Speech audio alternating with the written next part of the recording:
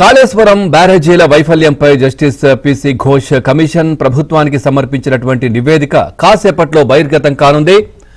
ఇంతకు ముందు నివేదిక సారాంశాన్ని మాత్రమే బయటపెట్టిన ప్రభుత్వం ఈ నివేదికను మరి కాసేపట్లో శాసనసభలో ప్రవేశపెట్టనుంది. ఇక కాళేశ్వరం ప్రాజెక్టులోని మేడిగడ్డ, అన్నారం, సుందిళ్ల బ్యారేజీల వైఫల్యానికి కారకులను సభలో వెల్లడించనుంది. ఇక నివేదికపై చర్చించిన అనంతరం బాధ్యులపై ఏం చర్యలు తీసుకోవాలనే దానిపై విధాన ప్రకటన చేయనుంది.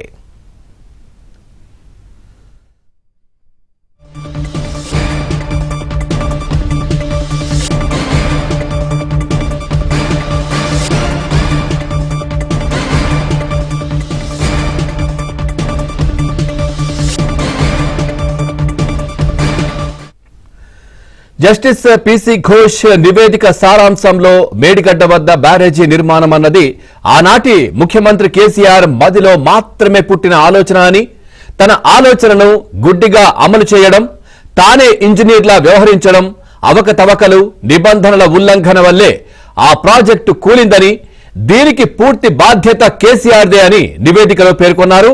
ఇక పీసీ ఘోష్ నివేదికలో పేర్కొన్న అంశాలన్నిటిపైన శాసనసభలో చర్చించనున్నారు.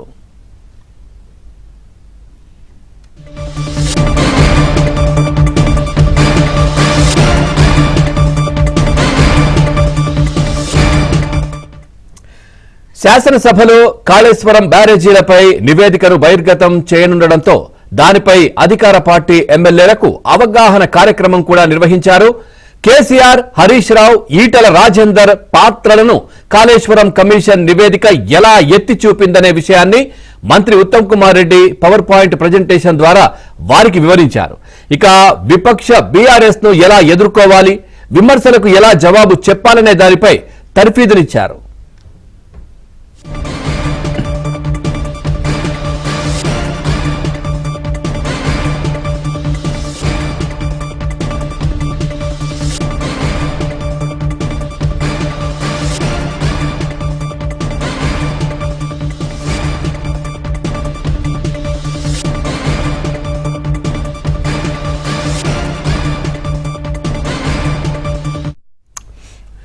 కాళేశ్వరం బ్యారేజీల వైఫల్యంపై జస్టిస్ పీసీ ఘోష్ కమిషన్ ప్రభుత్వానికి సమర్పించిన నివేదిక కాసేపట్లో బహిర్గతం కానుంది.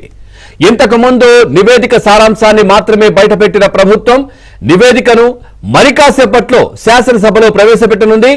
కాళేశ్వరం ప్రాజెక్టులోని మేడిగడ్డ, అన్నారం, సుందిళ్ల బ్యారేజీల వైఫల్యానికి కారకులను సభలో వెల్లడించనుంది. నివేదికపై చర్చించిన అనంతరం బాధ్యులపై ఏం చర్యలు తీసుకోవాలనే దానిపై విధాన ప్రకటన కూడా చేయనున్నట్టుగా తెలుస్తా ఉంది.